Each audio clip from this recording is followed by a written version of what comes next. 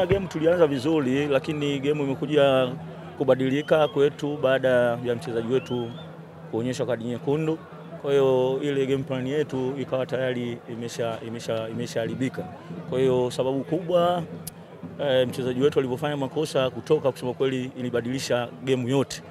Lakini yote kwa yote nawapongeza vijana wangu kwa sababu wamecheza kwa muda mrefu sana wakiwa wako nusu. Wamejitahidi kadri ya uwezo, lakini mchezo wa mpira ni mchezo wa makosa.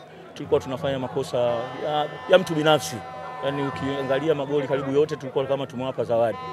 Kwa hiyo lakini mchezo wa mpira ndio uko hivyo, tumepoteza mechi, tunajipanga kwa ajili ya mechi zinazokuja.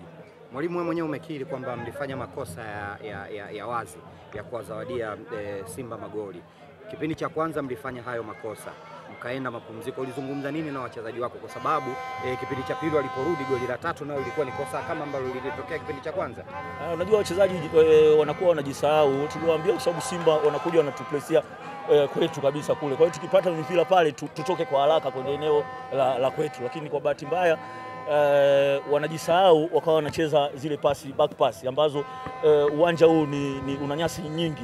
Ukipiga pasi kama hujakaza mguu wako unakuta pasi iko fupi. Kwa hiyo kama hilo goli la tatu amerudisha back pass, mpira una nguvu, mtu kauwai ameenda kuscore.